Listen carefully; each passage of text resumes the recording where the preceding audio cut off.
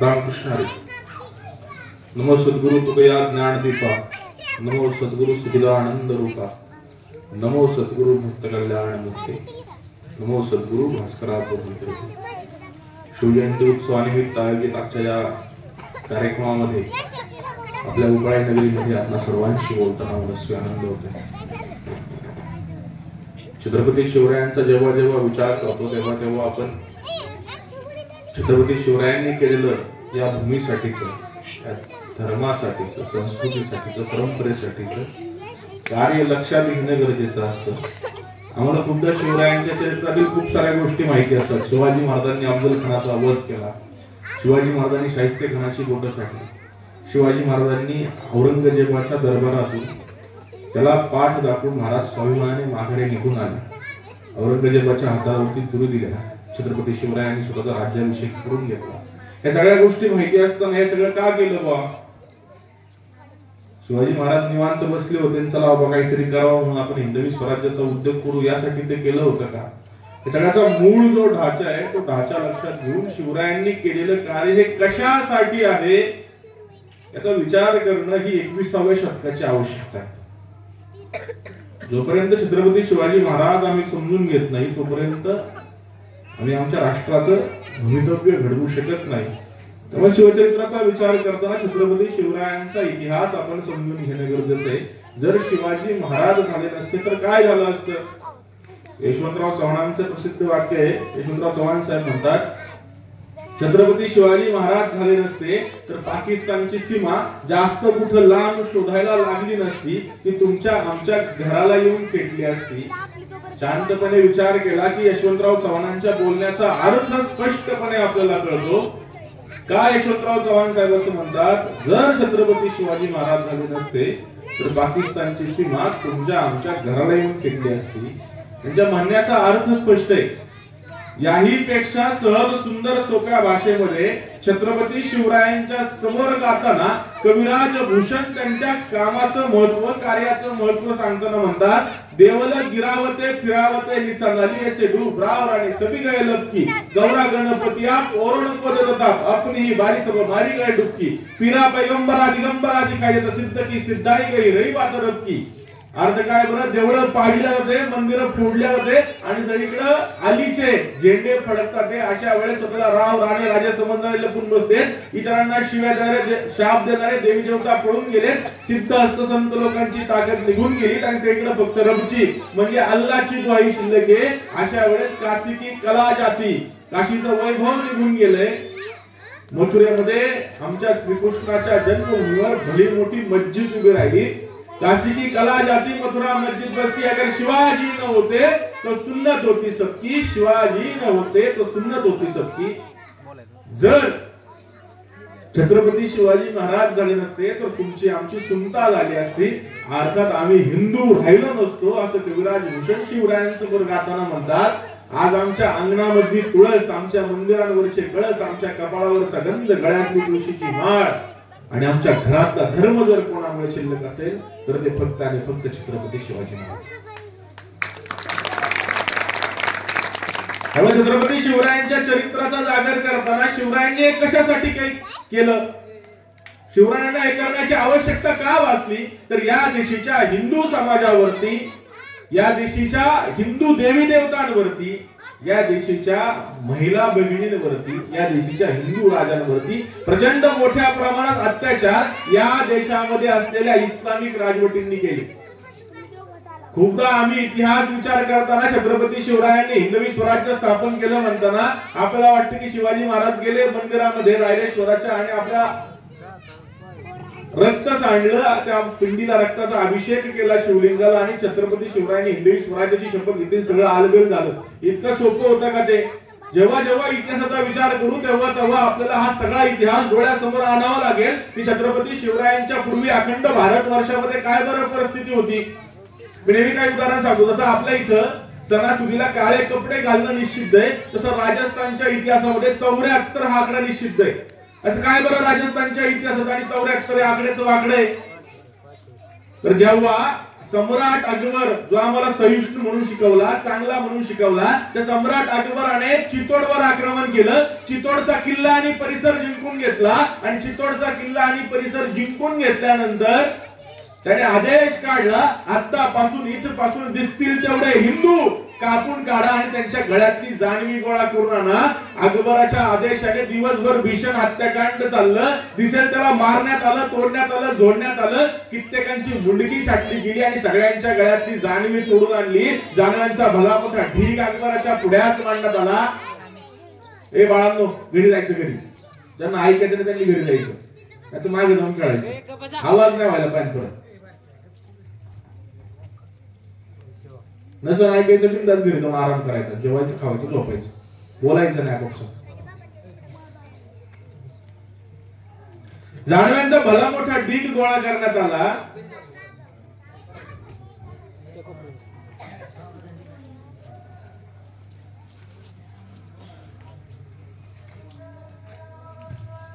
जानव्यांचा भला मोठा ढीग त्याच्या पुढे मांडण्यात आला. अकबराने गमतीने विचारले, यांचं वजन काय होईल ते वजन करा. अकबराच्या आदेशाने तोडण्यात आलेल्या त्या मुंडक्यांच्या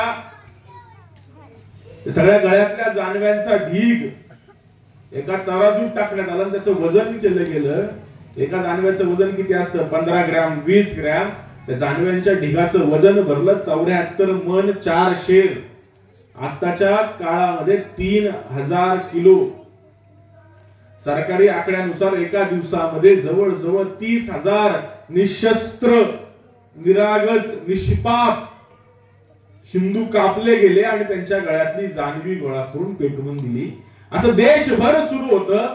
तो पीटर मंडी नावाचा एक प्रवासी कानपूर वरून पटण्याला चालला होता आणि कानपूर वरून पटण्याला जात असताना मी काय पाहिलं, त्याच्या नोंद वहीमध्ये लिहून ठेवले. तो म्हणतो, मी रस्त्याच्या दोन्ही बाजूने जाताना आपली तशी झाडं लावलेली असतात, तशा हिंदूंच्या मुंडक्यांचे मिनार उभे केले होते. मुंडकं दिसल अशा प्रकारे हिंदूंची प्रेत रचली होती. ती किती होती? तो म्हणतो, मी काही मैलांपर्यंत मोजली, त्यानंतर मला मोजणं शक्य झालं नाही किंवा ते मोजण्याची मला भीती वाटू लागली. त्यांनी तो आकडा लिहून ठेवलाय. तो आकडा आहे 8560 पेक्षा जास्त. एकाच परिसरात, एकाच कालखंडामध्ये एवढ्या मोठ्या प्रमाणावरती निशस्त्र, निष्पाप हिंदू कापले जात होते, मारले जात होते. पण हे सगळं थांबवणारा एकही राजा या भूतलावरती नव्हता. आणि जो जो हे करण्याचा प्रयत्न करायचा, जी जी व्यक्तिमत्व हे सगळ्याला विरोध करायची, त्यांची काय बरं अवस्था केली जात होती? ना समाज सुरक्षित होता, ना समाजाचं नेतृत्व करणारे राजे सुरक्षित होते. जेव्हा जेव्हा देवगिरीच्या राज्याचा विचार करून ज्ञानोबा म्हणतात, ब्रह्मविद्येचा सुकाळ जर कुठे असेल तर तो देवगिरीच्या राज्यामध्ये होता. त्या देवगिरीवरती शंकरदेवराय यादव, रामदेवराय यादव आनंदाने राज्य करत होते आणि सुखाचा, ब्रह्मविद्येचा सुकाळ असलेला काळ हे देवगिरीचं राज्य या पूर्ण महाराष्ट्राला, अखंड भारतवर्षाला देत होतं. त्याच वेळेस त्या देवगिरीवरती वक्रदृष्टी पडली अल्लाउद्दीन खिलजीची आणि त्यांनी प्रचंड सेना घेऊन देवगिरीवरती आक्रमण केलं. देवगिरीचा पराभव झाला आणि देवगिरीतून खंडणीचा ओघ दिल्लीला जाऊ लागला. कित्येक वर्ष इथला खजिना हा देवगिरीवरून दिल्लीला जात होता. देवगिरीचं राज्य, या महाराष्ट्राचं राज्य दिल्लीचं मांडलिक बनलं. काही वर्ष निघून गेली, पण देवगिरीचा स्वाभिमान जागृत झाला आणि देवगिरीचा जावई असलेला हरपलदेवराय यादव उभा राहिला. ही भूमी आमची आहे, हे राज्य आमचं आहे आणि इथला खजिना सुद्धा आमचाच असणार. आम्ही 1 रुपयाची खंडणी दिल्लीला पाठवणार नाही. आणि त्याने सैन्य गोळा करायला सुरुवात केलं. तिकडे दिल्लीला बातमी पोहोचली की कुणीतरी हरपलदेवराय यादव नावाचा देवगिरीचा जावई उभा राहिलाय आणि तो म्हणतो, मी खंडणी देणार नाही. तेव्हा अल्लाउद्दीन खिलजीने आपला सेनापती असलेल्या मुबारक खान खिलजीला भली मोठी फौज घेऊन पाठवलं. जा त्या हरपलदेवराय यादवाचा बंदोबस्त कर. मुबारक खान खिलजी भली मोठी फौज घेऊन आला देवगिरीच्या सीमेवरती. प्रचंड लढाई दोन्ही सैन्यामध्ये झाली. एका बाजूने हरपलदेवराय यादव या मातीच्या स्वाभिमानासाठी लढत होता आणि दुसऱ्या बाजूला मुबारक खान खिलजी आपल्या धर्माच्या अस्तित्वासाठी लढत होता. प्रचंड लढाई झाली. त्या लढाईमध्ये हरपलदेवराय यादवाचा पराभव झाला आणि जिवंत हरपलदेवराय यादव त्या मुबारक खान खिलजीच्या तावडीमध्ये सापडला. काय केलं असेल बरं त्या हरपलदेवराय यादवाचं? मुबारक खान खिलजीने आदेश काढला, याच्या गालाची सालं सोला, याच्या हाताची सालं सोला, याच्या पायाची सालं सोला, याचं संपूर्ण शरीर सोलून काढा आणि हा ज्या देवगिरीचा जावई म्हणतो ना त्या देवगिरीच्या वेशीला टांगा. मुबारक खान खिलजीच्या आदेशाने देवगिरीचा जावई असलेल्या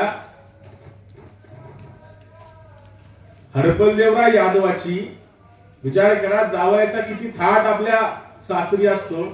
कधी काळी तो सुवर्ण अंबारीमध्ये बसून देवगिरीच्या वेशीमधून आत प्रवेशीला असेल, कधी काळी भरजरी वस्त्र घालून सुवर्ण मुकुट घालून देवगिरीच्या किल्ल्यामधून तटबुर्जावरून फिरला असेल. असा देवगिरीचा जावई देवगिरीच्या स्वाभिमानासाठी लढताना सापडल्या शत्रूच्या तावडीमध्ये काय केलं हरपलदेवराय यादवाचं? हरपलदेवराय यादवाचं संपूर्ण शरीर सोलून काढलं. रक्ताने लालबुंद झालेला हरपलदेवराय यादव मरणासन्न अवस्थेत असताना सोललेल्या नारळासारखा दिसावा असा लालबुंद दिसणारा हरपलदेव यादव देवगिरीच्या वेशीवरती जिवंतपणे टांगून टाकण्यात आला. जर आम्हाला विरोध केला तर तुमची हीच अवस्था होईल, हेच इथल्या इस्लामिक राजवटी गरजून सांगत होत्या. एकापेक्षा एक भयानक अत्याचार या दिशेच्या राजांवरती केले. विजयनगरचं राज्य हे सुख शांती समाधानाचं राज्य होतं. रयतेचं कल्याण त्या राज्यामध्ये होतं. धर्माचं अधिष्ठान त्या राज्याला होतं. अशा विजयनगरचा सम्राट असलेला रामदेवराय यादव याच्या विरुद्ध बहमणी पातशाह्यांनी आघाडी उघडली आणि रामदेवराय यादवाला पराभूत करण्यासाठी जे जे करता येईल ते करण्याचा प्रयत्न करण्यासाठी भली मोठी फौज घेऊन विजयनगरच्या राज्यावरती हे सगळे चालून गेले. प्रचंड लढाई झाली. रामदेवराय यादव तसा वृद्ध होता पण स्वाभिमानी होता. आपल्या भूमीचं रक्षण करण्यासाठी, आपल्या राज्याचं रक्षण करण्यासाठी, आपली संस्कृती आपली परंपरा टिकवण्यासाठी तो भली मोठी फौज घेऊन त्या बहमनी पातशाह्यांना सामोरा गेला. प्रचंड घनघोर लढाई झाली पण त्या लढाईमध्ये रामदेवराय यादवाचा पराभव झाला आणि जिवंत रामदेवराय यादव त्या बहमनी पातशाह्यांच्या तावडीमध्ये सापडलाय. काय केलं असेल त्या रामदेवराय यादवाचं? मगाच्या पेक्षा वाईट. त्या रामदेवराय यादवाचं संपूर्ण शरीर सोलून काढलं आणि पायापासून मस्तकापर्यंत त्याच्या शरीराचे बारीक बारीक तुकडे करून त्याचा देह इतस्त फेकून दिला. विचार करा, जर आपल्या समोर एखादा म्हातारा उभा राहिला ज्याच्याकडे राज्य नाही, राजसिंहासन नाही, खजिना नाही, सैनिक नाही, कसलंही शस्त्र त्याच्याजवळ नाही, असा एक वृद्ध म्हातारा आपल्या समोर आला तर आपण काय करू? सोडून देऊ, जा मर तुझ्या कर्मानी. पण इथं एक असा राजा जो कोणत्या तरी राज्याचा प्रमुख होता, अशाला समोर आणले. त्याच्या पायापासून मस्तकापर्यंत संपूर्ण शरीर सोलून काढले आणि नंतर तुकडे तुकडे करून त्याचे शरीराचे सगळे अवयव इतस्त फेकून दिले. आता तरी सोडावं ना. कदाचित तो जिवंत देह तुम्हाला त्रास देणार होता. तुकडे तुकडे झालेला, लोळा गोळा पडलेला तो मृतदेह तुम्हाला काही त्रास देणार होता.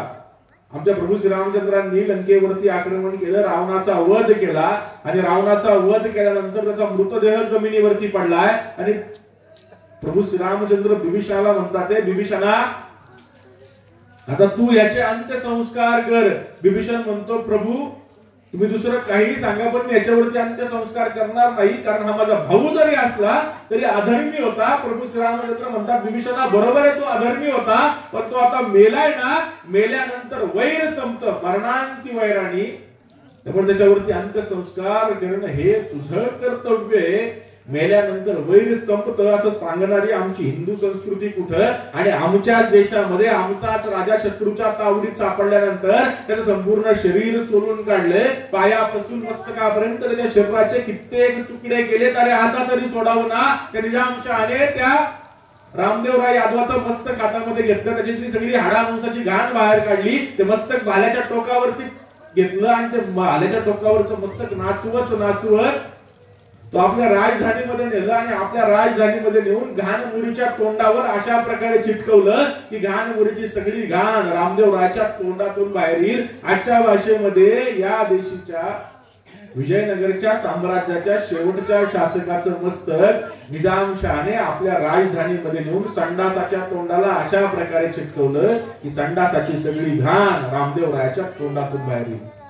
समाज सुरक्षित आहे ना, समाज नेतृत्व सुरक्षित ही प्रातिनिधिक उदाहरण आहे. अशा कित्येक प्रकारचे अत्याचार या देशीच्या हिंदू समाजावरती झाले. ना समाज सुरक्षित आहे, ना समाज नेतृत्व सुरक्षित आहे, ना देवी देवता सुरक्षित आहे. जर राजा आम्हाला मदत करत नसेल तर आम्ही कोणत्या देवाकडे जाऊन डोकं आपटायचं? त्या देवी देवतांची काय परिस्थिती आहे?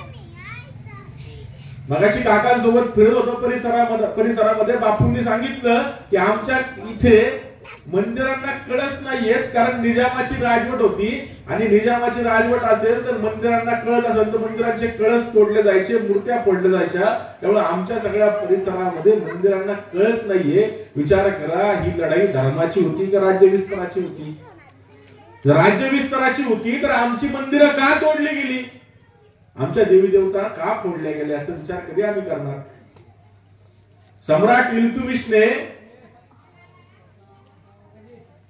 महाकालेश्वर उज्जैनवर आक्रमण केलं, उज्जैनवर चालून आला आणि महाकालेश्वर उज्जैनवर आक्रमण केल्यानंतर सगळं उज्जैन उद्ध्वस्त केलं आणि उज्जैन उद्ध्वस्त करून महाकालेश्वराच्या मंदिरासमोर उभा आहे, मंदिरांची तोडफोड करून मंदिर जमीनदोस्त केलं आणि जाऊन महाकालेश्वराच्या मूर्ती समोर उभा आहे. त्याला ती मूर्ती इतकी आवडली की ती मूर्ती उचलली आणि दिल्लीला दिली. काय केलं? दिल्लीला लिहून पूजन केलं, नवस बोलला, अभिषेक घातला, त्या मूर्तीचे तुकडे तुकडे केले आणि त्या शिवलिंगाचे तुकडे दिल्लीच्या जामा मशिदीच्या बाहेर नेऊन टाकले आणि सांगितलं मशिदीमध्ये जाताना आणि मशिदी बाहेर येताना या महाकालेश्वर उज्जैनच्या मूर्तीवरती पाय तुडवत तुम्ही जावा.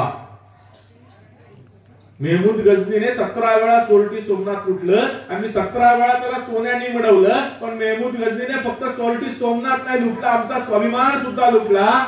तो अल्बेरू नावाचा समकालीन व्यक्ती लिहून ठेवतो, मेहमूद गझनीने सोरटी सोमनाथाची मूर्ती घेतली आणि ती गझनीला नेली आणि गझनीला नेऊन काय केलं? तिचे तुकडे तुकडे केले आणि गझनीच्या मशिदीच्या बाहेर नेऊन टाकले आणि आदेश काढला की तुम्ही इथंच फिरत असताना सगळीकडे फिरताना तुमच्या पायाला जो चिखल लागेल ना, तो चिखल घेऊन या आणि या दगडावरती पुसा. ज्या सोरटी सोमनाथाला आम्ही पुजतो तो सोरटी सोमनाथ कित्येक वर्ष, कित्येक दशक या सगळ्या लोकांच्या पायाचा चिखल पुसण्यासाठी वापरला जात होता. ही हिंदू देवी देवतांची अवस्था आहे. बाबराच्या आदेशाने मीर बाकीने प्रभू श्रीरामचंद्रांचं भव्य दिव्य मंदिर तोडून त्याच्यावरती मशीद उभी केली. औरंगजेबाच्या आदेशाने आमचा श्रीकृष्णाची जन्मभूमी नष्ट करून त्याच्यावरती मशीद उभी केली गेली. काशी विश्वनाथ आमच्या सर्वांचं पवित्र तीर्थस्थळ, औरंगजेबाने 1667 ला आदेश काढला की काशीमध्ये, बनारसमध्ये एकही मंदिर शिल्लक ठेवता कामा नये. त्या काशीतल्या 1000 मंदिरांची तोडफोड केली गेली, मंदिरं जमीनदोस्त केली गेली आणि त्याच 2-3 वर्षाच्या कालखंडामध्ये काशी विश्वनाथाचं देवालय फोडलं गेलं आणि त्याच्यावरती मशीद उभी राहिली, ती आज सुद्धा तिथे उभी. जर ही लढाई राज्य विस्ताराची होती तर आमच्या देवी देवतांनी काय तुमचा अपमान केला होता? आमचे देवी देवता तुम्हाला कुठं अडवायला आलते? का बरं आमच्या मंदिरांची तोडफोड केली गेली? का आमच्या देवी देवतांच्या मूर्ती फोडल्या गेल्या? अफजल खानाने आक्रमण केलंय शिवरायांवरती. शिवराय जावळीमध्ये प्रतापगडावरती येत तर आक्रमण कशावर करतोय अफजल खान? आमच्या पंढरपूरच्या विठोबावरती. विठोबा सापडला नाही, विठोबाची मूर्ती आम्ही लपवली. आक्रमण कशावरती केले? तुळजापूरच्या तुळजा भवानीवरती घणाने घाव घातले आणि त्या तुळजापूरच्या तुळजा भवानीच्या ठिकऱ्या केल्या. किती भयानक राग या सगळ्या राज्यकर्त्यांना आमच्या देवी देवतांचा होता. बरं, औरंगजेबाच्या विषयी एक फरमान सापडतं. औरंगजेबाचा मुक्काम पंढरपूरच्या जवळ असताना त्याला आवाज ऐकू आला पुंडलिकावर देवच्या गजराचा. सगळे यात्रेकरू तिथं जात होते आणि कुठलं मंदिर आहे काय माहित नाही. औरंगजेबाने विचारले आवाज कहा से आ रही है? त्याने सांगितलं, सैनिकांनी सांगितलं इथं जवळच पंढरपूर नावाचं गाव आहे, त्या गावामध्ये विठ्ठलाचं मंदिर आहे आणि त्या विठ्ठलाच्या दर्शनासाठी सगळे हिंदू यात्रेकरू पळत असतात. तिथं मृदुंग वाजत असतो, टाळ वाजत असतात आणि प्रचंड मोठ्या प्रमाणावरती वारकरी त्या मंदिराचं दर्शन घ्यायला येत असतात. औरंगजेबाने त्याच क्षणी आदेश काढला, आत्ताच्या आत्ता त्या मंदिरामध्ये जावा, त्या मंदिरातली गर्दी पांगवा, त्या मंदिरामध्ये गायी कापा आणि त्या विठ्ठलाचं मंदिर जमीनदोस्त करा. औरंगजेबाच्या आदेशाने प्राणप्रिय विठुरायाचं मंदिर जमीनदोस्त केले गेले. हा इतिहास आहे. एक ना समाज सुरक्षित आहे, ना समाज नेतृत्व सुरक्षित आहे, ना या देशाच्या देवी देवता सुरक्षित आहे. मग ज्याला आम्ही सगळ्यात दुबळा घटक आमच्या मध्ययुगामध्ये मानत होतो ते म्हणजे आमच्या माता भगिनी, त्यांची काय अवस्था होती. काही दरबारामध्ये ईद कशी साजरी होती याचं उदाहरण इब्न बतूता आपल्या रोजनिशीमध्ये लिहून ठेवतो. काय या देशाच्या महिलांची अवस्था होती. कुणी यावं आमच्या माय भगिनीला घोड्यावरती टाकावं, तिच्यावरती बलात्कार करावा, अत्याचार करावा, तेवढ्यानं मन भागत नाही. एकाच महिलेवरती 20-20, 25-25 नराधमांनी बलात्कार करावे, तेवढ्यानं बरं वाटत नाही. त्यांच्या नग्न गावोगावी काढाव्या, तेवढ्यानं समाधान होत नाही. त्यांचे होठ शिवावे, त्यांना अरबस्तान तुर्कस्तानला विकावं, तेवढ्यानं बरं वाटत नाही. त्यांचे तुकडे तुकडे करावे, कोल्ह्या कुत्र्यांना खायला घालावे. आणि जर आमच्या माता भगिनींच्या नशिबामध्ये नरक यातनाच दिल्या असतील तर त्यांना जनान खाण्यात कोंबावं आणि वेश्येचं जीवन त्यांच्या नशिबी यावं, एवढी वाईट अवस्था या देशाच्या महिलांची होती. तो इब्न बतूता लिहून ठेवतो. शाही दरबारात ईद कशी साजरी होते तर ईदच्या पहिल्या दिवशी या देशाच्या काफर राजांच्या मुली आणि बायका, तुमच्या आमच्या घरातले नाही, या देशाच्या काफर म्हणजे हिंदू राजांच्या मुली आणि बायका, राजांच्या सामान्यांच्या नाही, यांना दरबारात आणलं जायचं. मग त्यांना दरबारात नाचायला लावलं जायचं, गायला लावलं जायचं. आणि त्यांचं नाच गाणं झालं की दरबारामध्ये उपस्थित असलेल्या सगळ्यांना त्या वाटून दिल्या जायच्या. पुढे लिहितो की बादशहाने मला अशाच प्रकारे 10 गुलाम स्त्रिया भेट म्हणून दिल्या होत्या. त्यातल्या 5 कुठे गेल्या माहिती नाही, पण या देशात गुलाम स्त्रिया स्वस्त मिळतात वाटतं. बापाची पेंड यांच्या कोणती स्त्री घ्या, तिला घोड्यावरती टाका आणि बाजारावरती पाहिजे त्या दराने विका. ही या देशाच्या आमच्या माय भगिनींची अवस्था होती. आमची हिंदू संस्कृती म्हणते यत्र नार्यस्तु पूज्यन्ते रमन्ते तत्र देवता, अर्थात ज्या ठिकाणी स्त्रीचं पूजन होतं तिथं देवतांचा वास असतो. तुकोबाराय म्हणतात परविया नारी रखमाई समान जाण, परस्त्री ही रखमाई सारखी असते असं मानणारी आमची हिंदू संस्कृती कुठं, आणि आमच्याच माय भगिनीला बाजारामध्ये विक्रीसाठी उभ्या करणाऱ्या या इस्लामिक राजवटी कुठे. किती वर्ष, 1 वर्ष, 2 वर्ष, 3 वर्ष, 500 वर्ष तुमच्या आमच्या माता भगिनी बाजारामध्ये विक्रीसाठी उभ्या होत्या. पण हे सगळं थांबावं असं कोणत्याही राजाला वाटत नव्हतं.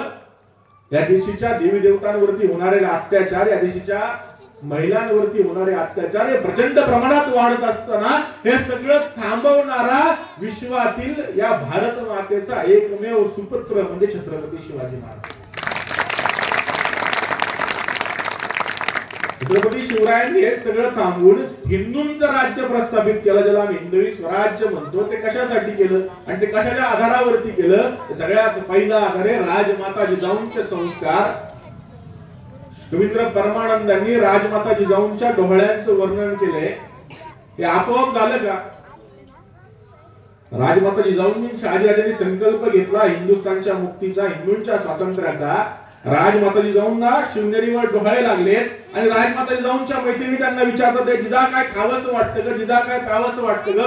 राजमाता जिजाऊ म्हणतात ना मला काय खावंसं वाटतंय ना मला काय प्यावंसं वाटतंय. मला असं वाटतंय मला 2 नव्हे तर 8 हात आहेत. त्या 8 हातांमध्ये धारदार शस्त्र आहेत. त्या 8 हातांमधली धारदार शस्त्र घेऊन मी वाघावरती स्वार व्हावं आणि या देशी जिथे जिथे अधर्म आहे, जिथे जिथे अन्याय आहे, जिथे जिथे यवन आहे, त्या प्रत्येक ठिकाणी जावं, अधर्माचा नाश करावा, यवनांचा निपात करावा, अन्यायाचं परिमार्जन करावं आणि या देशी धर्माची राजवट प्रस्थापित करावी. मला माझ्या डोळ्यासमोर सोन्याचं सिंहासन दिसतंय. त्या सोन्याच्या सिंहासनावर आरूढ होऊन या देशी हिंदूंची राजवट प्रस्थापित करावी असे डोहाळे मला लागले असं राजमाता जिजाऊ म्हणतात. राजमाता जिजाऊंचे डोहाळे होते म्हणून रायगडावरती 32 मणाचं सुवर्ण सिंहासन साकार झालं आणि 1000 वर्षांची इस्लामिक गुलामगिरी मोडीत काढून हिंदूंना पहिला राजा शिवछत्रपतींच्या रूपाने मिळाला. छत्रपती शिवरायांनी हे सगळं कशासाठी केलं. त्या रयतेच्या मनामध्ये विश्वास निर्माण करत केलं. रयतेच्या मनामध्ये विश्वास निर्माण केला. रयतेची पोटच्या लेकराप्रमाणे काळजी वाहिली आणि काय करायचं होतं ते या देशाचं धर्मरक्षण करण्यासाठी करायचं होतं. शेतकऱ्यांचं कल्याण शिवरायांनी केलं. माय भगिनींची आबरू छत्रपती शिवरायांनी राखली. हे सगळं का केलं. या दिवशी हिंदूंची राजवट प्रस्थापित करायची म्हणूनच. यापेक्षा वेगळं कारण काय नाहीये. छत्रपती शिवरायांनी किती विश्वास आपल्या रयतेच्या मनामध्ये निर्माण केलाय बरं. नेहमी कविराज कृष्णांची 2 ओळी सांगतो. आपण शिवचरित्र वाचा अगर नका वाचू, आमच्या पुढच्या पिढ्या वाचतील का नाही माहित नाही, त्यामुळे त्यांना कुणीही सांगितलेला इतिहास पडतो. आजकाल शिवरायांच्या इतिहासावरती व्याख्यानदारी एवढी माणसं तयार झालीत की शिवरायांच्या इतिहासात 57% मुसलमान होते पासून 90% मुसलमान होते, इथपर्यंत व्याख्यान रेटतात. इतिहासाचा आधार नाही. उद्या शिवाजी महाराज हिंदू राजेच नव्हते असं म्हणायला ही माणसं मागे पुढे पाहणार नाही. एवढं भयानक विकृती शिवचरित्राची माणसं करत असताना त्यांना आम्ही विरोधच करत नाही की तू चुकीचं बोलतोय किंवा तू जे बोलतोय त्याला पुरावा देवा. आमच्या पुढच्या पिढ्या तर शिवचरित्र वाचणारच नाही, त्यामुळे शिवचरित्र वाचा अगर वाचू नका, पण 2 ओळी आमच्या मनपटलावरती आम्ही कायम करून ठेवल्या पाहिजे. जे कविराज भूषण सांगतात, कविराज भूषण एक दृष्टांत खूप सुंदर देतात. एका भक्तांनी देवाची प्रार्थना केली आणि भगवंत प्रसन्न झाले, आणि भगवंत प्रसन्न झाल्यावरती आपल्या भक्तांना विचारतात, वत्सांनो बोला तुम्हाला काय पाहिजे ते मागा, सोनं नाणं पैसा अडका जड जवाहीर गाडी बंगला, बोला तुम्हाला काय पाहिजे, तुम्ही जे मागाल ते मी द्यायला तयार आहे. तेव्हा भक्त भगवंताला म्हणतात, ते भगवंता तुझं सोनं नाणं पैसा अडका जड जवाहीर गाडी बंगला आम्हाला काही नको.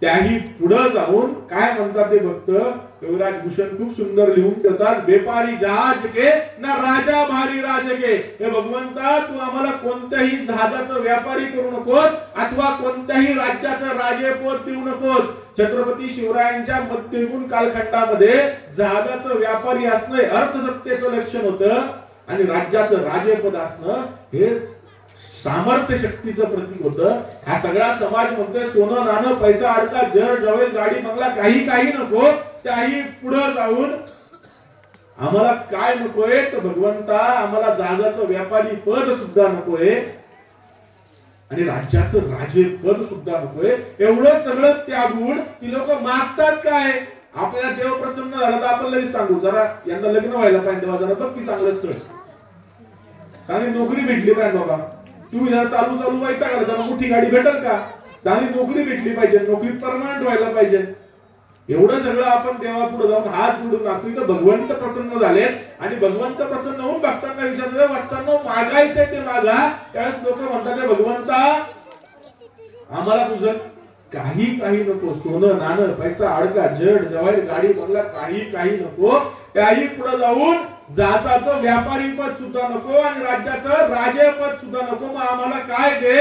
तर भक्त म्हणतात, भगवंता बेपारी जहाज के ना राजा भारी राज के, भिकारी हमें कीजिए महाराज शिवराज के, भिकारी हमें कीजिए महाराज शिवराज के.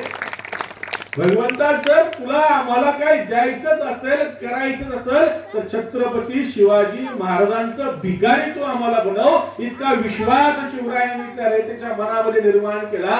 तो कशाच्या आधारावरती, त्यांची पोटच्या लेकराप्रमाणे काळजी वाहिली. इथल्या माय बहिणींच्या अब्रूचं छत्रपती शिवरायांनी रक्षण केलं. आपल्या सगळ्यांना इतिहास माहितीये, 13व्या वर्षी रांजेच्या पाटलाचा न्याय केला शिवरायांनी, हातपाय छाटून चौरंगा केलाय. आणि जर आमच्या राज्यातल्या माय बहिणीकडे कुणी वाकड्या नजरेने पाहिलं तर त्याची काय अवस्था होईल हे करून दाखवले. शिवरायांच्या राज्यामध्ये कोणत्याही स्त्रीवरती अतिप्रसंग झाल्याची उदाहरणं नाहीये. विचार करा, आपण सगळे भाषण ऐकायला इथं जमलोय. आपण आता मगाशी सांगितलं की दूध टाकून आलेत सगळेजण, आपल्याला दूध टाकायला घराबाहेर पडावं लागतं. जर तुम्ही चालले सकाळ आवरून शेतामध्ये चालले आणि शेतामध्ये जात असताना कळालं की आमच्या घरातल्या आईची बहिणीची पत्नीची मुलीची कुणाची आबरू सुरक्षित नाहीये, काहीतरी वंगाळ आपल्या घरामध्ये घडू शकतं, तर आपलं घराबाहेर पाऊल पडेल का. विचार करा, जायचंय सतत 4 तासासाठी, 4 तासासाठी घराबाहेर जायचं आणि घराबाहेर जात असताना आपल्याला कळालं जाणवलं की आपल्या घरातल्या आपल्या माय बहिणीची आबरू सुरक्षित नाहीये, तर आपल्या घराबाहेर पाऊल सुद्धा पडणार नाही. आज किती साधनं आहे, घराबाहेर जायचं असेल तर आपल्याकडे व्हिडिओ कॉल आहे, व्हॉट्सअपवर व्हिडिओ कॉल आपण करू शकतो, टेक्स्ट मेसेज व्हॉट्सअप कॉल साधा कॉल एवढं सगळं करून आपण सांगू शकतो घरात काहीतरी प्रॉब्लेम झाला का तुम्ही लगेच या. शेत जास्त लांब नाही, आपलं गावच्या येशीवरती शेत आहे, तरी आपला पाय घराबाहेर निघत नाही. या सगळ्या पलीकडे 100 दाबलं की पोलिसांची गाडी येईल आपल्याला मदत करायला. आज एवढ्या सगळ्या व्यवस्था असताना जर आपल्याला कळालं की आपल्या माय भगिनीची आबरू सुरक्षित नाही, तर आपलं पाऊल घराबाहेर पडणार नाही. छत्रपती शिवरायांचा कालखंड इस्लामिक आक्रमणाचा कालखंड आहे, परकीय राजवटींचा कालखंड आहे. माय भगिनीला दिवसा उचललं जाते, तिच्यावरती बलात्कार होतात, त्यांची आबरू लुटली जाते. अशा वेळेस घरातल्या कर्त्या पुरुषांनी काय करावं, तर घरात बसलं पाहिजे. शिवाजी महाराज म्हणतात हिंदवी स्वराज्य व्हावे ही मुस्लिमची इच्छा, आणि जर हिंदवी स्वराज्य घडवायचं असेल तर घराघरातून मावळा या स्वराज्यासाठी लढला पाहिजे. आणि शिवरायांच्या आदेशाने सगळे जण ढाल तलवारी घेऊन सीमेवरती लढायला जाते. किती काळ? 1 दिवस, 2 दिवस, 3 दिवस. मध्ययुगीन कालखंडामध्ये, शिवरायांच्या कालखंडामध्ये दसऱ्याला सैन्य बाहेर पडायचं आणि 8-8 महिने लढण्यासाठी जायचं. 8-8 महिने मावळे घरी जात नव्हते. शिवरायांचं श्रेष्ठत्व किती आहे पहा. त्या काळामध्ये आजच्या सारखा व्हॉट्सअप कॉल नाही, व्हिडिओ कॉल नाही, मेसेज नाही. या सगळ्या पलीकडे पोलीस प्रशासन नाही जे मदतीला येईल. एकदा घरातला करता पुरुष सीमेवरती गेला की गेला, किल्ल्यावरती गेला की गेला, लढण्यासाठी गेला की गेला. 8 महिने तो माघारी येणार नाहीये. विचार करा, आपल्याला 4 तास जाता येत नाही, 8-8 महिने घरातले करते पुरुष बाहेर आहे. तरी पण शिवरायांचं श्रेष्ठत्व किती आहे पहा. हे सगळं असताना छत्रपती शिवरायांच्या राज्यामध्ये, त्यांच्या मावळ्याच्या घरात असो किंवा कोणत्याही घरामध्ये कोणत्याही स्त्रीवरती अतिप्रसंग अत्याचार झाल्याचं एकही उदाहरण सापडत नाही. हे छत्रपती शिवरायांचं श्रेष्ठत्व. आपल्या पोटच्या लेकराप्रमाणे रयतेची, इथल्या माय भगिनीची काळजी व्हायली. शेतकऱ्यांचं कल्याण शिवरायांनी केलं. आणि परत हे सगळं का केलं, तर या दिवशीचा धर्म टिकावा म्हणून, हे राष्ट्र टिकावं म्हणून. आज या सगळ्याचा मूळ जर सांगायला गेलं तर हिंदुत्व, हिंदू धर्मरक्षण करण्यासाठी शिवरायांनी हे सगळं केलं. तर हिंदुत्वाची व्याख्या करायला जर 3 भागामध्ये आपण करू. स्वभाषा, स्वराष्ट्र आणि स्वधर्म टिकवण्यासाठी शिवाजी महाराज लढले. आजकाल आम्ही सगळे भांडतो आमची मराठी भाषा लुप्त होत चालली, आमच्या मुलांनी मराठी भाषेत शिकलं पाहिजे, त्यासाठी आम्ही प्रयत्न करतो. या सगळ्याचे जोरदार प्रयत्न करणारे पहिलं कोण असेल तर छत्रपती शिवाजी महाराज आहेत. छत्रपती शिवरायांच्या पूर्वी या देशीच्या सरदारांच्या, राजघराण्यांच्या सगळ्या राजमुद्रा या अरबी किंवा फारसी भाषेमध्ये होत्या. अगदी शहाजी राजांची, शिवरायांच्या वडिलांची आणि राजमाता जिजाऊंची, शिवरायांच्या आईची सुद्धा राजमुद्रा फारसी भाषेमध्ये होती. त्यावेळेस हिंदवी स्वराज्याची छत्रपती शिवरायांची राजमुद्रा काय होती? प्रतिपचंद्र लेखिनो वर्धिष्णु विश्ववंदिता शहासुनो शिवसैषा मुद्रा भद्राय राजते. प्रतिपदेच्या चंद्राच्या कलेप्रमाणे वाढत जाणार शहाजी पुत्र शिवाजी याचे राज्य रयतेच्या कल्याणार्थ शोधत आहे. विचार करा, अखंड भारतवर्षामध्ये फारसी अरबी राजमुद्रा असताना शिवाजी महाराज पहिले राजे आहेत ज्यांनी स्वतःची राजमुद्रा स्वतःच्या भाषेमध्ये निर्माण केली. इथवर शिवाजी महाराज थांबले नाहीत. शिवरायांच्या नंतर आणि शिवरायांच्या सगळ्या सहकाऱ्यांच्या सुद्धा राजमुद्रा या संस्कृत किंवा मराठी भाषेमध्ये. इतके छत्रपती शिवराय स्वभाषाभिमानी होते. त्याही पुढे जाऊन जेव्हा छत्रपती शिवरायांचा राज्याभिषेक झाला तेव्हा छत्रपती शिवरायांच्या राज्याचा कारभार ज्या भाषेमधून चालायचा त्या भाषेमध्ये प्रचंड प्रमाणात परकीय शब्द होते. छत्रपती शिवरायांनी राज्याभिषेक झाल्या रघुनाथ पंत हनुमंतांना बोलवलं आणि त्यांना सांगितलं की माझा राज्यकारभार माझ्याच भाषेमध्ये चालला पाहिजे, यासाठी तुम्ही कोशाची सिद्धता करा. रघुनाथ पंत हनुमंतांनी राज्य व्यवहार कोश नावाचा ग्रंथ तयार केला आणि प्रत्यक्ष राज्यकारभारात असणारे परकीय शब्द हाकलून लावून त्यांना पर्यायी संस्कृत किंवा मराठी शब्द दिले. छत्रपती शिवराय हे स्वभाषेसाठी राज्य व्यवहार कोशाची निर्मिती करणारे कदाचित जगातील पहिले राजे ठरतात. छत्रपती शिवरायांचं स्वभाषेवरती प्रचंड प्रेम होतं. जितकं स्वभाषेवरती प्रेम होतं तितकंच स्वराष्ट्रावरती प्रेम होतं. हे राष्ट्र परकीय गुलामगिरीतून मुक्त व्हावं असा संकल्प छत्रपती शिवरायांचा होता. स्वराष्ट्र म्हणजे काय? छत्रपती शिवरायांची राष्ट्राची व्याख्या तर असेल ना. आमच्या देशाचे कितीतरी पंतप्रधान होऊन गेले आणि ते पंतप्रधान म्हणतात की हे राष्ट्र नव्हे तर हा राज्यांचा मिळून समूह झालेला आहे आणि इंग्रज आले म्हणून आम्ही एक झालो. तत्पूर्वी या देशामध्ये राष्ट्रीय विचाराचा कोणताही महापुरुष नव्हता. कुणालाही भारत हे एक राष्ट्र आहे असं वाटत नव्हतं, असं आमच्या देशाच्या प्रमुख नेत्यांचं म्हणणं आहे. त्यावेळेस शिवचरित्र काहीतरी आम्ही हातात घेतलं पाहिजे की शिवाजी महाराजांचं स्वप्न काय होतं बरं. छत्रपती शिवरायांच्या विरुद्ध एक मुघल अधिकारी सारखा औरंगजेबाला पत्र लिहित असतो आणि सांगत असतो शिवाजीने इकडे आक्रमण केलंय, शिवाजीने तिकडे आक्रमण केलंय, तुम्ही प्रचंड मोठी फौज पाठवा, खजिना पाठवा, मी शिवाजीला पकडतो, शिवाजीला मारतो, शिवाजीला तुमच्या समोर हजर करतो. आणि हे सगळं असताना एक दिवस ते पत्र छत्रपती शिवरायांच्या गुप्तहेर खात्यामार्फत त्यांच्यापर्यंत पोहोचतं आणि त्यावेळेस शिवाजी महाराज त्याला पत्र लिहितात की तू बादशाह हुकूम फरमावतो आणि तुम्ही म्हणता की हो मी शिवाजीला पकडतो, शिवाजीवर आक्रमण करतो, शिवाजीला हरवतो. जर तुमच्यामध्ये लढण्याची एवढीच खुमखुमी असेल तर उद्या नव्हे आजच आक्रमण करा. माझ्या भूमीचं रक्षण करणं हे माझं कर्तव्य आहे आणि मी ते प्राणपणाने निभावीन. शिवाजी महाराज म्हणतात माझ्या भूमीचं रक्षण करणं माझं कर्तव्य आहे. मग त्यांची भूमीची व्याख्या तर पक्की असेल ना, कोणत्या भूमीचं रक्षण शिवरायांना करायचंय. ज्यावेळेस आपण ॲबे कॅरेचं शिवचरित्र पाहू त्यावेळेस ॲबे कॅरे ज्यावेळेस चौलच्या बंदरामध्ये उतरला होता तो ॲबे कॅरे त्या चौलच्या सुभेदाराला विचारतो 1674 साल असावं की आता तुमचा राजा राज्याभिषेक करून घेणार आहे, तरी सुद्धा तुम्ही किल्ले बांधताय, तरी सुद्धा तुम्ही आरमाराची सिद्धता करताय, तरी सुद्धा तुम्ही सैन्य गोळा करताय, किल्ल्यांवरती स्वाऱ्या करताय, नक्की तुमच्या राजांना करायचंय काय. त्यावेळेस तो चोळूचा सुभेदार त्या ॲबे कॅरेला म्हणतो ते लिहून ठेवलंय काय करायचंय शिवाजी महाराजांना. तर सिंधू नदीच्या उगमापासून ते कावेरी पैल तीरापर्यंत अवघा मुलुक स्वतंत्र करणे शिवरायांचं स्वप्न आहे. म्हणजे काय, सिंधू नदी जिथून उगम पावते तिथपासून ते कावेरी नदीच्या पलीकडचा जो प्रदेश असेल त्या प्रत्येक प्रदेशाला परकीय गुलामगिरीतून मुक्त करायचंय.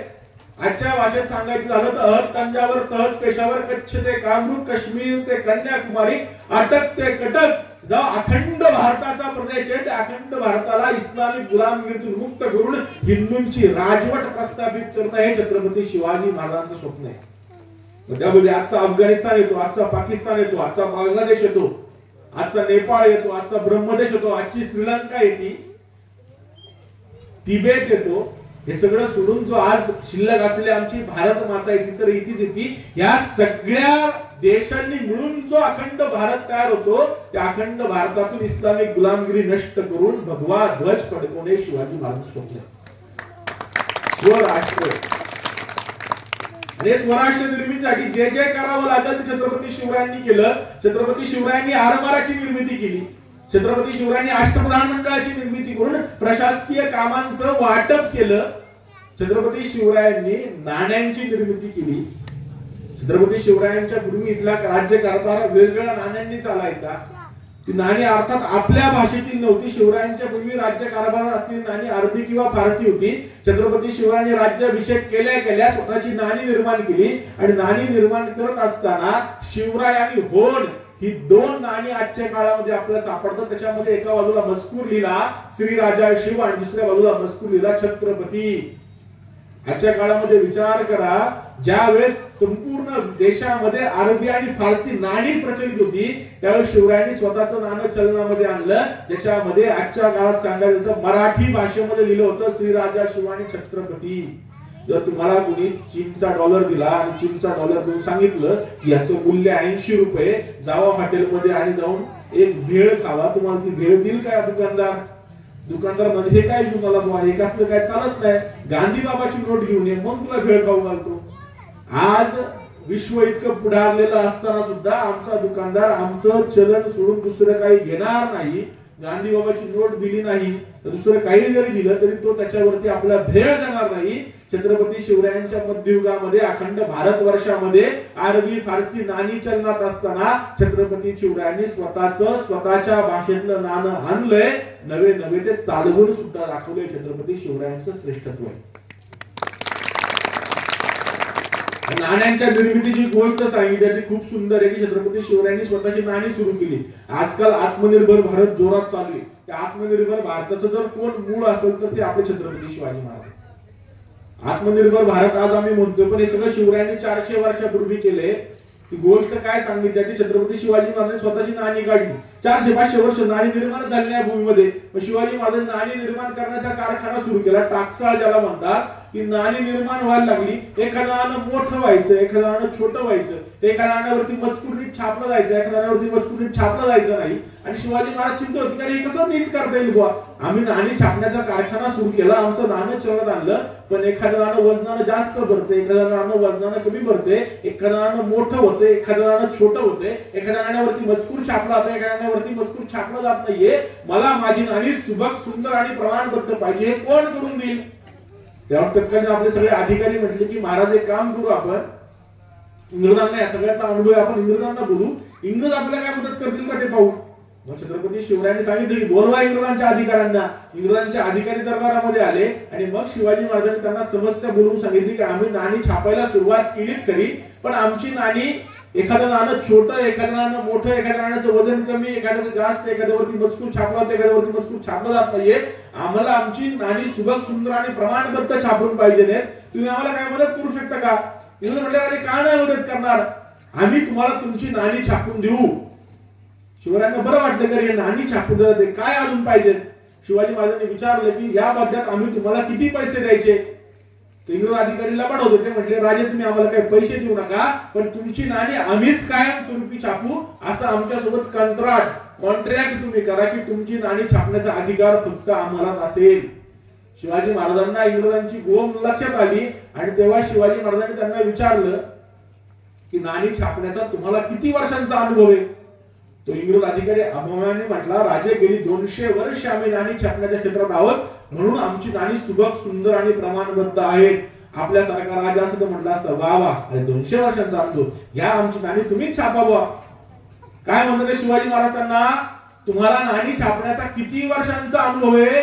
इंग्रज अधिकारी म्हणतोय राजे गेली 200 वर्ष आम्ही नाणी छापण्याच्या क्षेत्रात आहोत, म्हणून आमची नाणी सुबक, सुंदर आणि प्रमाणबद्ध आहेत.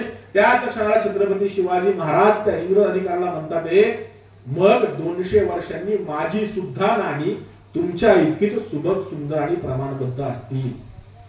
आत्मनिर्भर भारताचं मूळ जर कशात असेल तर ते फक्त आणि फक्त छत्रपती शिवरायांच्या चरित्रावर.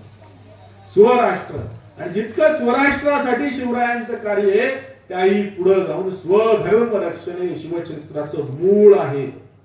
हे आपण विसरता कामा नये. आपण खूपदा विसरून जातो की शिवरायांनी हे सगळं का केलं. छत्रपती शिवरायांच्या पूर्वी कुणी यायचं, या देशातील हिंदूंना मारून जायचं, त्यांचे तुकडे तुकडे केले जायचे, मगाशी सांगितले त्यांच्यावरती मुंडक्यांचे मिनार रचले जायचे, परधर्मात त्यांना धर्मांतरित केलं जायचं, त्यासाठी त्यांच्यावर दबाव आणला जायचा. हे सगळं थांबवणारा कोण असेल तर छत्रपती शिवाजी महाराज आहेत.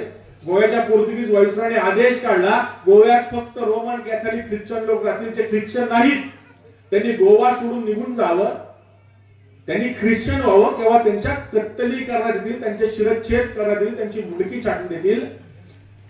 हा गोव्याच्या पोर्तुगीज व्हाईसरॉयचा आदेश ज्यावेळी छत्रपती शिवरायांना कळाला, शिवरायांनी गोव्यावरती आक्रमण केलं आणि गोव्याच्या बार देशामध्ये ज्या 4 ख्रिश्चन पाद्र्यांच्या, ख्रिश्चन धर्मगुरूंच्या सांगण्यावरून पोर्तुगीज व्हाईसरॉयने हा आदेश काढला होता, ते 4 पाद्री बार देशात लपल्याचं शिवाजी महाराजांना कळालं. शिवाजी महाराजांनी बार देशावर आक्रमण केलं, सगळा बार देश जाळून काढला.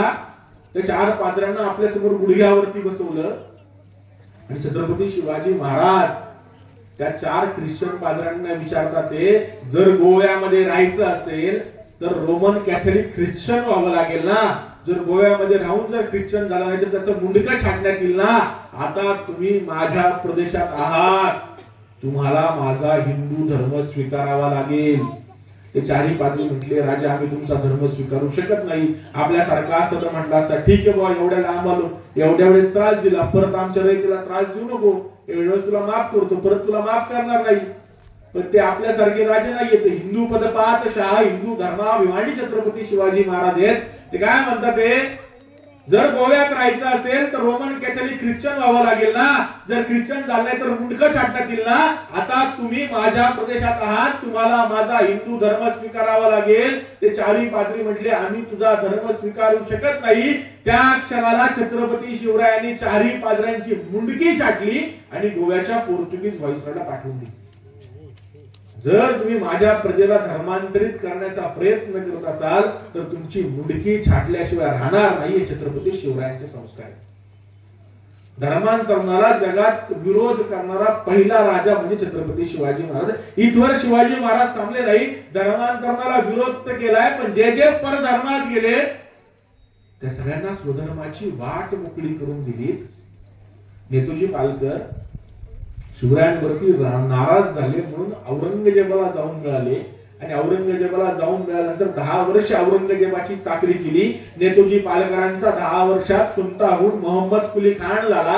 10 वर्षांनी ज्यावेळेस त्याला दख्खनेत स्वारीसाठी पाठवलं तर स्वारी सोडली आणि तो पहिल्यांदा रायगडावरती गेला आणि रायगडावरती जाऊन शिवाजी महाराजांना जाऊन तो मोहम्मद कुली खान म्हणतोय, राजे मला माझ्या धर्मामध्ये परत माघारी यायचं, मी मला तुम्ही परत माघारी घेसाल का हो?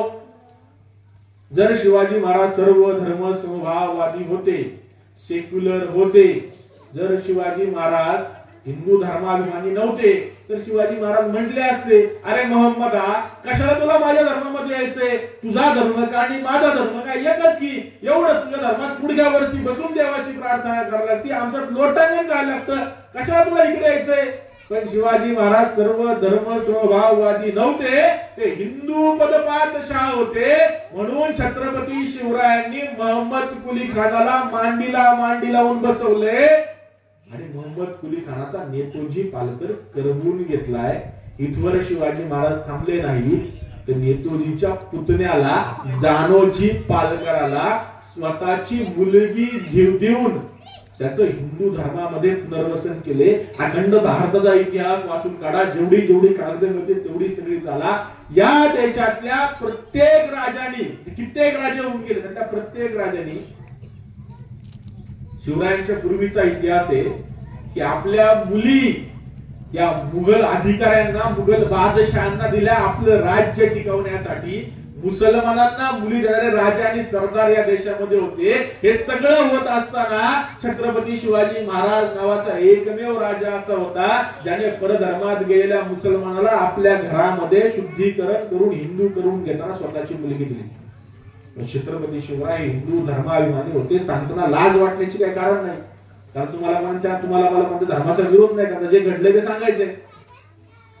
त्याही पुढे जाऊन छत्रपती शिवरायांनी स्वधर्म रक्षण केलं, म्हणजे काय केलं तर या देशीच्या देवी देवतांचं मंदिरांचं रक्षण केले। कुणी येत होतं आमच्या देवी देवतांना बाटवून जात होतं, त्यांची मंदिरं तोडली जात होती, त्याच्यावरती मशिदी उभ्या राहत होत्या। शिवाजी महाराजांनी काय केले, त्या मंदिरांचं रक्षण केले। आपल्या किल्ल्यांवरती प्रत्येक ठिकाणी देवी देवतांच्या मंदिरांची पुनरुभारणी केली, पण जिथं जिथं मंदिरं पाडून मशिदी झाली आणि जिथं जिथं छत्रपती शिवरायांना आवाहन केलं गेलं त्या प्रत्येक ठिकाणी छत्रपती शिवरायांनी मंदिरांचं पुनर्निर्माण सुद्धा केले। गोव्यामध्ये सप्तकोटेश्वराचं मंदिर होतं दिवाडी बेटामध्ये, ते कित्येक वेळा पाडलं गेलं, त्याच्यावरती चर्च उभं राहिलं।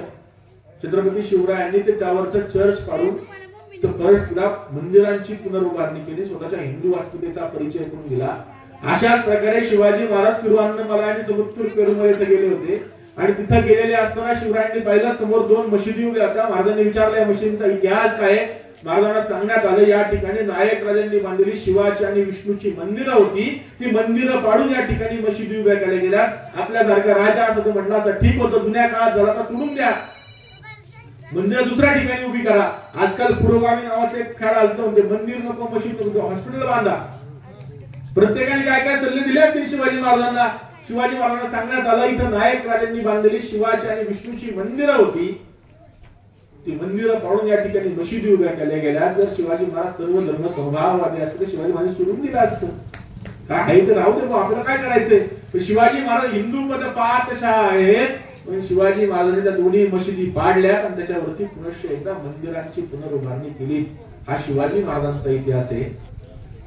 जिथं जिथं आमची मंदिरं तुम्ही पाडसाल, एवढी विशाल भूमी असताना जर तुम्ही आमची मंदिरं पाडून तुमची धर्मस्थळ उभी करत असाल तर मी परत ती पाळायला सुद्धा मागे पाडणार नाही। छत्रपती शिवरायांचे संस्कार आहेत। आज शिवचरित्रामध्ये खूप सारे मतप्रवाह असताना शिवाजी महाराजांनी सगळं केलं का हा प्रश्न आपल्याला कधी पडत नाही। सगळं केलं, स्वधर्म रक्षण, स्वराष्ट्र रक्षण, स्वभाषा रक्षण, स्वसंस्कृती रक्षण, स्वपरंपरा रक्षण, हे सगळ्याच्या पलीकडे शिवरायांच्या राज्याचा उद्देश वेगळा काय नाहीये आणि आज तो गरजून सांगण्याची आवश्यकता आहे। आज शिवरायांच्या चरित्रामध्ये चुकीची पातळी गुंतवून असताना, त्याच्यावरती चर्चा होत असताना आज छत्रपती शिवरायांचा सत्य इतिहास, हिंदू धर्माभिमानी इतिहास हिंदू समाजासमोर मांडणं ही काळाची आवश्यकता आहे। आपण सगळ्यांनी ते करावं हीच तुम्हाला विनंती करतो। आपण सगळे ते करत आहोतच. पण जर छत्रपती शिवाजी महाराज झाले नसते तर आपण हिंदू म्हणून अभिमानी जगू शकलो नसतो. आज आमच्या कपाळावरचा गंध, गळ्यातील तुळशीची माळ ज्या राजामुळे शिल्लक आहे, तर राजाचं चरित्र आमच्या पुढच्या पिढ्यांपर्यंत शुद्ध अवस्थेमध्ये नेणं हे हिंदू म्हणून तुमचं माझं कर्तव्य आहे. आणि तीच तुम्हाला विनंती करतो मी थांबतो. रामकृष्ण.